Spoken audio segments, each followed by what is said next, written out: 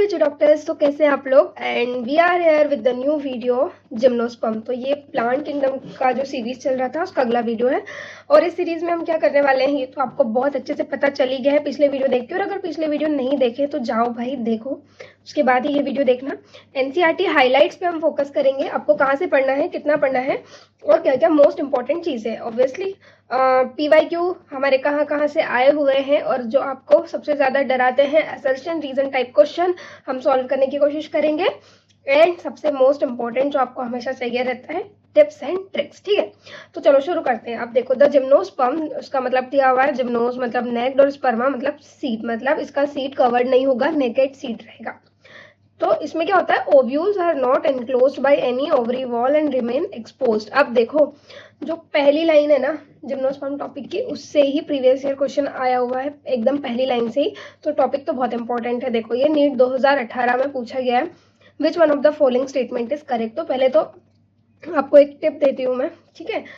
तो ये एडवाइस है आपके लिए कि हमेशा जब भी correct, incorrect, not correct, not incorrect, फलाना ढिमकाना ये वाले क्वेश्चन आए ना तो सबसे पहले जो चीज़ पूछी गई हो ना उसको आप पेपर में गोला लगा दोगे, क्योंकि आप हमेशा ये वाली गलतियां करते हो कि मैम करेक्ट पूछा था पर इनकरेक्ट वाला टिक कर दिया, मैम इनकरेक्ट नॉट इनकरेक्ट को करेक्ट कर दिया, ऐसा कुछ कुछ भी। ठीक है, तो देखो होस्टेल्स आर जिम्नोस्पर्म, तो नहीं, होस्टेल्स तो जिम्नोस्पर्म नहीं होते। Selaginella is heterosporous while Salvinia is homosporous. ऐसा होता है क्या? दोनों ही हेटेरोस्पोरस होते हैं। Ovules are not enclosed by ovary wall in gymnosperm, यही करेक्ट आंसर है, पहली ही लाइन से क्वेश्चन है जैसा कि मैंने बोला था।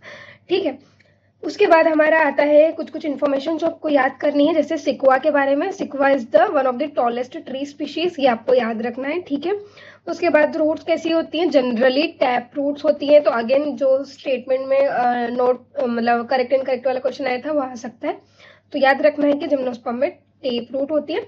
मैं इसको ऐसे याद रखती थी कि जिम्नोस्पर्म में जो पेड़ होते हैं ना वो अधिकतर लंबे लंबे से होते हैं, पाइन ट्रू। और अगर अपन टेप रूट सिस्टम की बात करें तो वो भी ऐसे डीप डाउन जाती है ना एकदम जमीन में, फाइब्रस रूट फैली हुई रहती है। तो जैसे ऐसे याद रखना होता है कि जो ऊपर लंबा जा रहा है वो नीचे भी उतना ही लंबा जाएगा, ऐसे करके। तो टेप रूट होता है इसमें। अब देखो रूट के बारे में एक स्पेशल चीज़ है, आपको याद रखना है कि कुछ कुछ जीनस जो होते हैं उनमें द फंगल एसोसिएशन होता है in the form of mycorrhiza. अब जो रूट्स हैं उनके साथ फंगल एसोसिएशन है, तो माइकोराइजा कह रहे हैं। और ये किस पेड़ में होता है? पाइनस में होता है। इवन एक ऐसी हिस्ट्री भी रह चुकी है कि मतलब पाइन ट्री उगाने की कोशिश की जा रही है पर इनका एसोसिएशन इतना खास रहता है कि बिना फंगस के एसोसिएशन के पाइन ट्रीज उगते ही नहीं है। ठीक है, वो पढ़ लेना तुम कहीं हिस्ट्री में। ठीक है, उसके बाद आता है साइकस। तो आपको याद रखना है triple C, cycas, coralloid and cyanobacteria. तो कोरेलॉइड रूट होती है, उनमें साइनोबैक्टीरिया होता है नाइट्रोजन फिक्सिंग, और ये कौन सी स्पीशीज में होगा? साइकस में होगा। ठीक है, तो पाइनस में माइकोराइजा, साइकस में कोरेलॉइड रूट। ठीक है, उसके बाद आ गया स्टेम की बारी। रूट के बाद स्टेम आता है, तो अनब्रांच होती है साइकस में और ब्रांच होती है पाइनस और कैड्रस में। ठीक है, इसको आप कैसे याद रख सकते हो, कोशिश करना याद रखने की। अनब्रांच होती है साइकस में और पाइनस और कैड्रस में ब्रांच होती है। उसके बाद लीव्स की बात करें तो सिंपल भी हो सकती है, कंपाउंड भी हो सकती है। अब साइकस में जो पिन्नेट लीव रहती है वो परसिस्ट करती है for few years. Just information है ये, करेक्ट इनकरेक्ट ट्रू फॉल्स वाले क्वेश्चंस में आ सकता है। The leaves in gymnosperm are well adapted to withstand extremes of temperature, humidity and wind.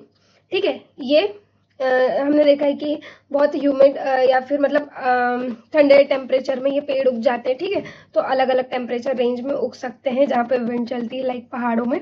तो ये इनकी लीव्स जो होती है ये विथ स्टैंड कर जाती है।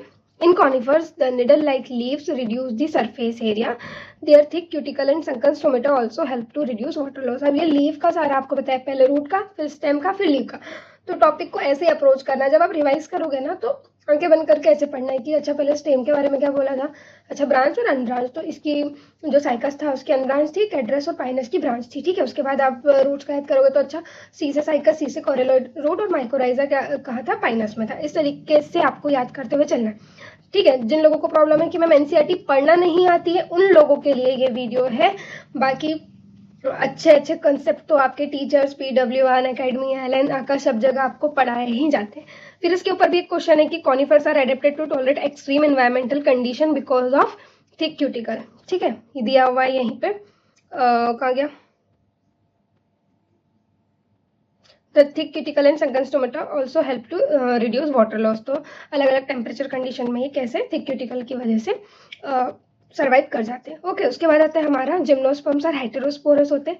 तो हेटेरोस्पोरी हमारी टेरिडोफाइट से शुरू हो चुकी थी, ये मतलब वो प्रिकर्सर थे सीड हैबिट के, और अब यहाँ पे सीड हैबिट आ जाएगी। They produce haploid microspore and megaspore.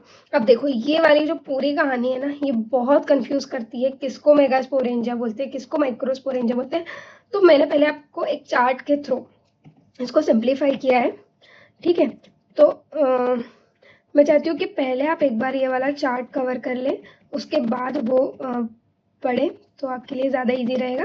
तो अगर सीक्वेंस की बात करें तो सबसे पहले होती है स्ट्रोबिलाई या कोन्स। अब स्ट्रोबिलाई और जो कोन्स होती हैं वो बहुत सारी स्पोरोफाइल से मिलके बना हुआ था, मतलब स्पोरोफाइल मिलके स्ट्रोबिलाई और कोन्स बनाती है। बट सीक्वेंस में हम इसको पहले रखेंगे क्योंकि इसकी सब यूनिट्स हैं स्पोरोफिल्स। अब स्पोरोफिल्स के अंदर डेवलप होता है हमारा स्पोरेंजिया, ठीक है।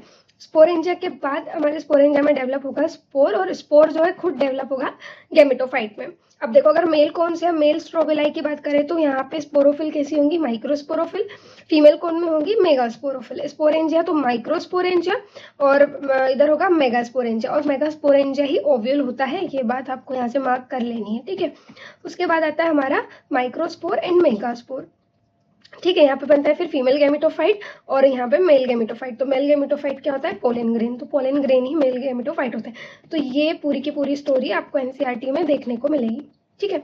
अब मैं एक बार और पढ़ के बता देती हूँ। देखो, the two kind of spores are produced within the sporangia that are borne on sporophyll which are arranged spirally along an axis to form legs और compact strobili और cones। अब इन्होंने उल्टा लिखा है। देखो स्पोरेंजिया कहाँ बॉर्न हो रहे हैं, स्पोरोफिल पे, और स्पोरोफिल अरेंज हो रही है स्ट्रोबिलाई बनाने के लिए। तो स्ट्रोबिलाई के अंदर मतलब बहुत सारी यूनिट स्पोरोफिल, स्पोरोफिल के अंदर स्पोरेंजिया, जो कि मैंने आपको समझा दिया था। अब देखो जो स्ट्रोबिलाई होती है जिसमें माइक्रोस्पोरोफिल्स होती है और माइक्रोस्पोरेंजिया होता है, उनको माइक्रोस्पोरेंजिएट बोलते हैं और मेल स्ट्रोबिलाई बोलते हैं, ये बात भी मैं आपको बता चुकी हूँ। The microspore develop into a male gametophyte generation which is highly reduced, ये आपको याद रखना है, confined to limited number of cell. बहुत लिमिटेड नंबर ऑफ सेल होते हैं, जनरली 2 या 3। तो it is highly reduced and confined to limited number of cell, और इस रिड्यूस्ड गैमेटोफाइट को हम बोलते हैं पोलन ग्रेन। क्या बोलते हैं, pollen grain. The development of pollen grain take place within the microsporangia, ये बात आपको याद रखनी है, within the microsporangia.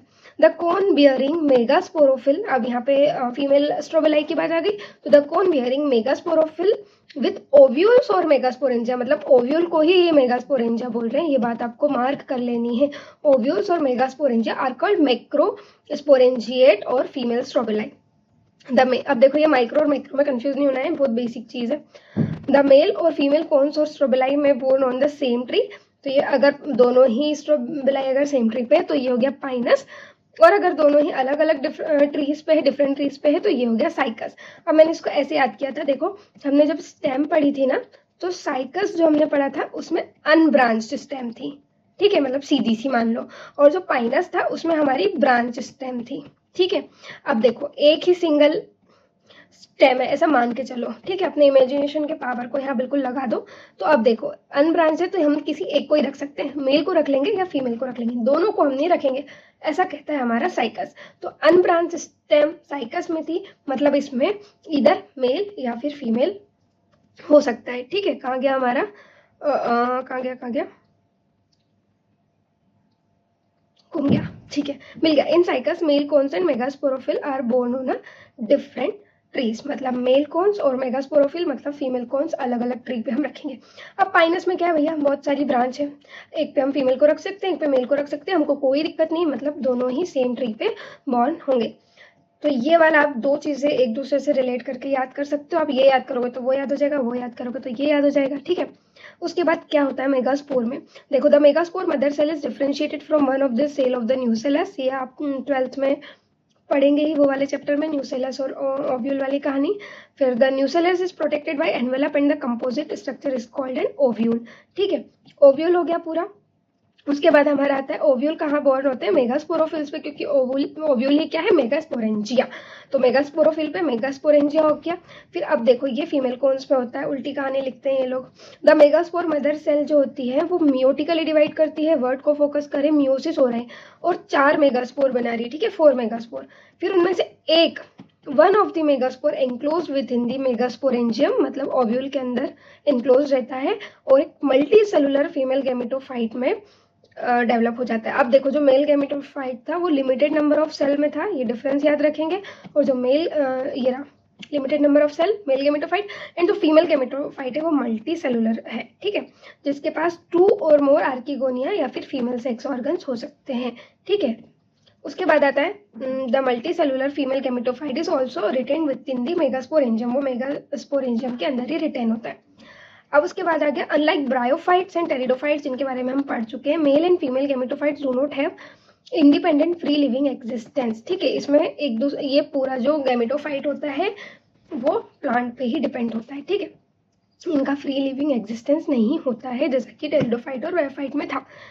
They remain within the sporangia, retain on the sporophyte. The pollen grain is released from the microsporangium. Okay, air current से carry होता है. Okay, nothing new. उसके बाद ये मेगास्पोरोफिल्स के पास जाता है, ओपनिंग ऑफ ओव्यूल के कांटेक्ट में आता है, फिर जो पोलन ट्यूब होती है वो गैमेट को लेके जाती है near the mouth of archegonia, ठीक है, ये और एम्ब्रियो में डेवलप हो जाता है, ठीक है। अब यहाँ पे बन जाएगा जाइगोट। जाइगोट जो देखो फर्टिलाइजेशन हुआ, जाइगोट बना, तो जाइगोट डेवलप हो जाएगा एम्ब्रियो में और ओव्यूल डेवलप हो जाएंगे सीड्स में, और ये सीड्स कवर्ड नहीं होते हैं। पहली लाइन भी यही थी, नेकेड सीड, और आखिरी लाइन भी यही है, ठीक है, नेकेड सीड वाली। उसके बाद डायग्राम देखो तो हाँ, ये वाला डायग्राम आप देख सकते हो कि जो सी वाला डायग्राम है ये जिंको का है। इस अभी यहाँ तक हमने 3 ही चीजें पढ़ी थी, साइकस, पाइनस और कैड्रस। जिंको भी जिम्नोस्पर्म का है, और एक और पढ़ा था हमने सिक्वा जो टॉलेस्ट होता है, ठीक है। इसमें देखो ये सीड है, ठीक है, और ये लॉन्ग शूट है और ये ड्वार्फ शूट है, ऐसे याद रख लेना। और बी है पाइनस, देखो इसमें बहुत सारी ब्रांचेस दिख रही हैं आपको पाइनस में, ठीक है। और ए है साइकस, वो तो मैंने छुपा दिया था, सॉरी। तो ये है आपका साइकस, ठीक है। तो डायग्राम को थोड़ा सा ध्यान में रखना है। चलो ठीक है, तो वीडियो यहाँ पे एंड होता है। आई होप ये टॉपिक आपको क्रिस्टल क्लियर हो गया होगा, और नहीं हुआ है, कोई डाउट है तो please let me know in the comment box. और अगर हो गया है, वीडियो अच्छा लगा है तो प्लीज़ वीडियो को लाइक करें, शेयर करें, और for more such video subscribe कर दे पीसीबी पॉइंट। Bye bye.